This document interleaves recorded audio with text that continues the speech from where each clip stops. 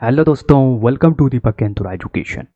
तो आज की इस वीडियो में हम जानेंगे सेंट्रल एशिया के बारे में। सेंट्रल एशिया जिसको मध्य एशिया कहा जाता है, ठीक है, इस रीजन के बारे में जानेंगे, इस क्षेत्र के बारे में जानेंगे और ये किस तरीके से जियोपॉलिटिकली काफ़ी ज़्यादा इम्पोर्टेंट है, ठीक है, और ख़ासकर इंडिया के लिए भी इसका क्या महत्व है। तो ये सब जानेंगे हम आज के इस वीडियो में। तो चलिए सबसे पहले जानते हैं कि ये सेंट्रल एशिया है क्या, इसकी ज्योग्राफी क्या है, इसका इतिहास क्या है और किस रूप में ये हमारे लिए इम्पोर्टेंट है। तो चलिए जानते हैं। तो सेंट्रल एशिया एक ऐसा रीजन है जो कि पूरी तरह से लैंडलॉक्ड है। लैंडलॉक्ड मतलब इसके दूर दूर तक कोई भी सी यानी कि सागर या फिर ओशियन महासागर मौजूद नहीं है, ठीक है। ये बिल्कुल बीच में एक फंसा हुआ एक देश है, ठीक है। देश नहीं मतलब एक पूरा रीजन है, ठीक है, क्षेत्र है। यहाँ पर बहुत सारी कंट्रीज यहाँ पर आती है जिनके बारे में हम आगे बात करेंगे। तो ये यूरेशिया के बिल्कुल हर्ट में मौजूद है, बिल्कुल बीच में मौजूद है। यूरेशिया मतलब यूरोप और एशिया जो कॉन्टिनेंट है दोनों के बिल्कुल बीच में है, ठीक है। और ये इट्स स्ट्रेटेजिकली काफ़ी ज़्यादा इम्पोर्टेंट है, ठीक है। और ये किन किन कॉन्टिनेंट के बीच में मौजूद है? Europe, east Asia, east Asia मतलब पूर्वी Asia, south Asia, south Asia यानी कि जो हमारा रीजन है, इंडिया, पाकिस्तान, नेपाल, भूटान, बांग्लादेश, ये वाला क्षेत्र जो है इसको कहा जाता है साउथ एशिया, ठीक है। और मिडिल ईस्ट। तो इन सब रीजन के बीच में है लोकेटेड सेंट्रल एशिया। इसको हम आगे मैप में भी एक बार देखेंगे, ठीक है, ताकि बिल्कुल हमें इसको डिटेल में पता चल जाए।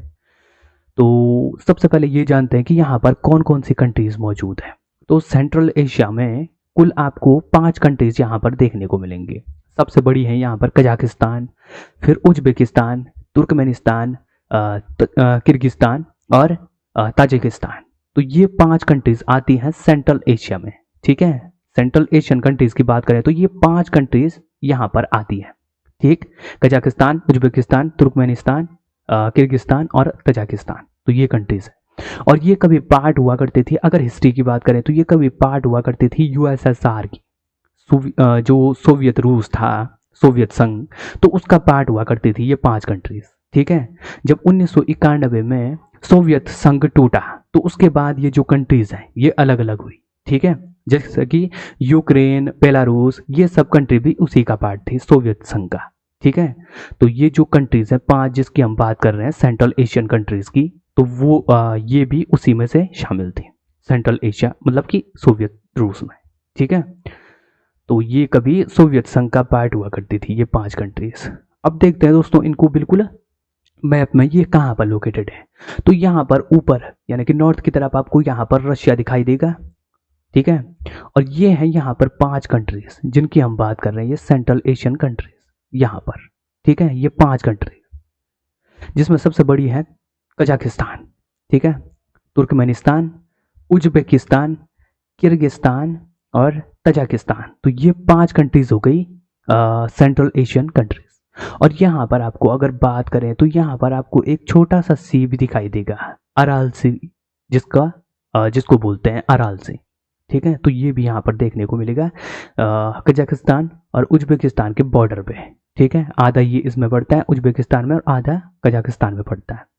और इस साइड यानी कि वेस्ट की तरफ आपको यहाँ पर कैस्पियन सी भी दिखाई देगा, कैस्पियन सागर, ठीक है, जो कि दुनिया की सबसे बड़ी झील है, ठीक है, यहाँ पर दिखाई देगी।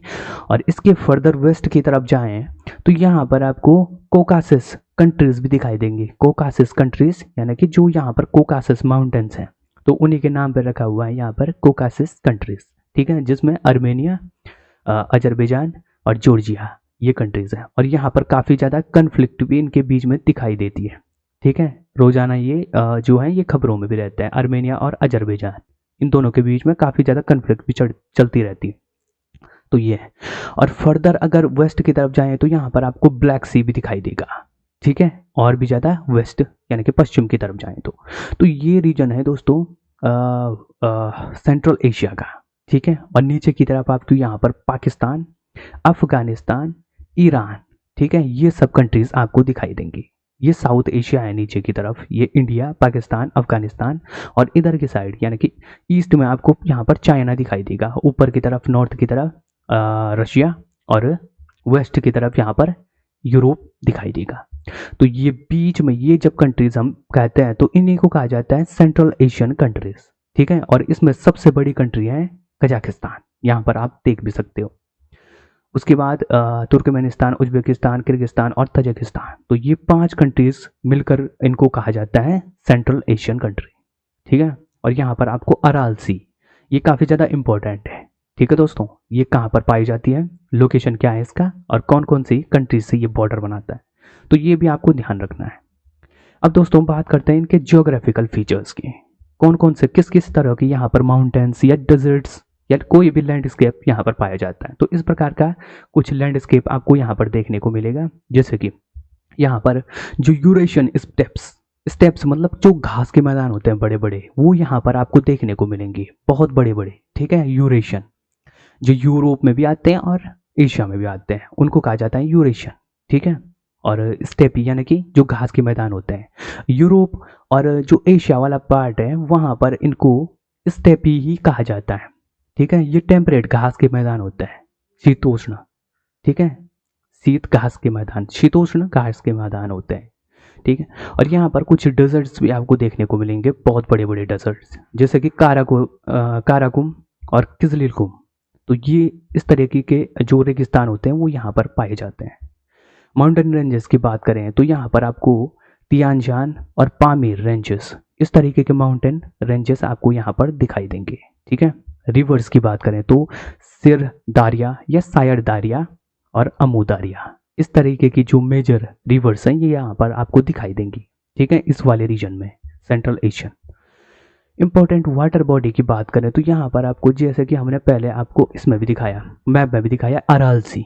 अराल सी काफ़ी ज़्यादा न्यूज़ में था, ठीक है, कुछ समय से न्यूज़ में क्यों था, क्योंकि ये यहाँ पर काफ़ी ज़्यादा इरिगेशन के पर्पज से, यानी कि सिंचाई करने के माध्यम से, यहाँ से जो सिंचाई करने के माध्यम से जो यहाँ से पानी लाया जा रहा था पूरे देशों में, ठीक है। सेंट्रल एशियन जो कंट्रीज़ हैं वो यहाँ के इरिगेशन के लिए इसका इस्तेमाल कर रही थी, यहाँ के पानी का, अराल सी का। तो ये काफ़ी उस वजह से काफ़ी ज़्यादा श्रिंक हो गया था, ठीक है, पानी यहाँ पर बहुत ज़्यादा कम हो गए थे, ठीक है। तो ये काफ़ी ज़्यादा न्यूज़ में भी था एक बार, ठीक है। और ये एक तरीके से एक एनवायरमेंटल डिज़ास्टर इसको माना जाता है, ठीक है, क्योंकि ये अब इसमें बहुत ज़्यादा कम पानी बच गया है, बहुत कम।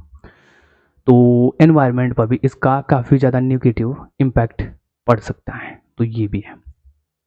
हिस्टोरिकल इम्पोर्टेंस की बात करें तो यहाँ पर आपको सिल्क रूट, जो हिस्ट्री, जब हम एंशंट टाइम की बात करते हैं तो जो सिल्क रूट होता था वो व्यापार के लिए एक बहुत ही महत्वपूर्ण, इंटरनेशनली काफ़ी ज़्यादा महत्वपूर्ण एक रास्ता माना जाता था, सिल्क रूट, ठीक है। एंशंट प्राचीन समय में इसी से व्यापार होता था ग्लोबली, ठीक है, पूरे विश्व में।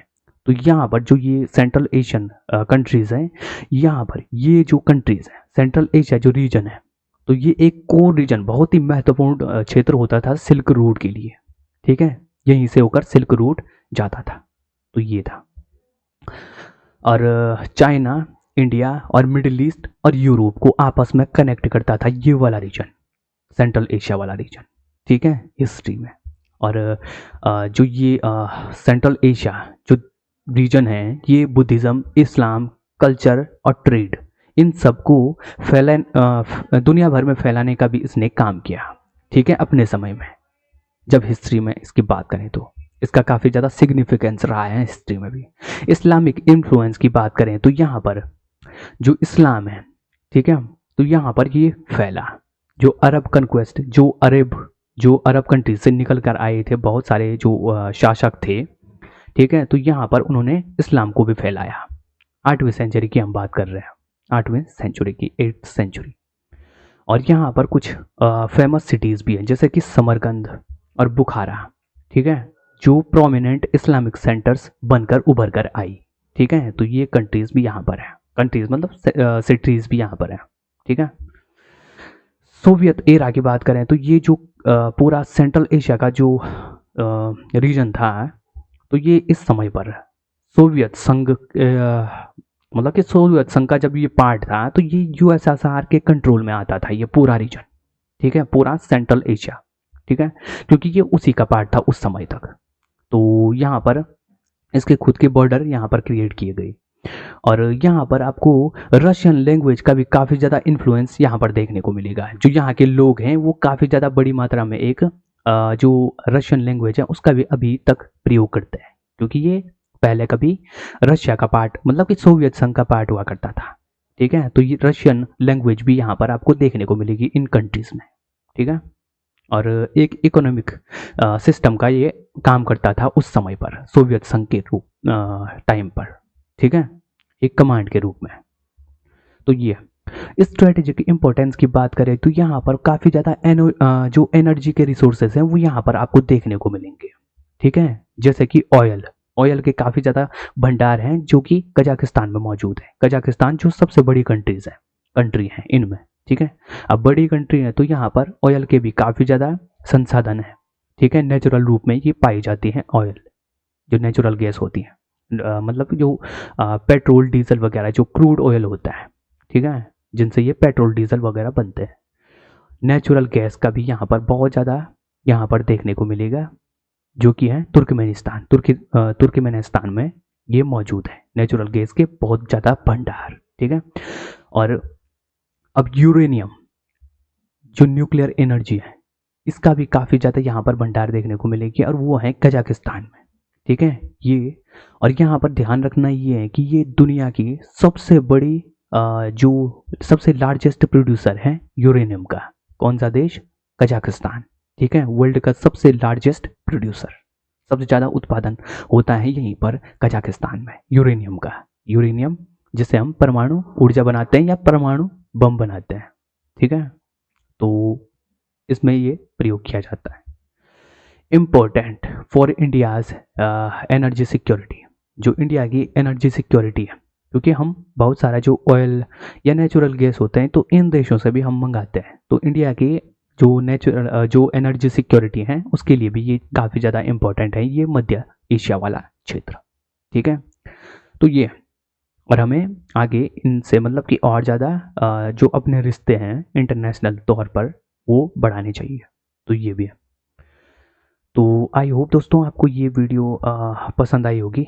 अगर पसंद आई तो इस वीडियो को लाइक और हमारे चैनल को सब्सक्राइब जरूर करें। जल्द मिलते हैं आपसे एक नई वीडियो में, तब तक के लिए जय हिंद।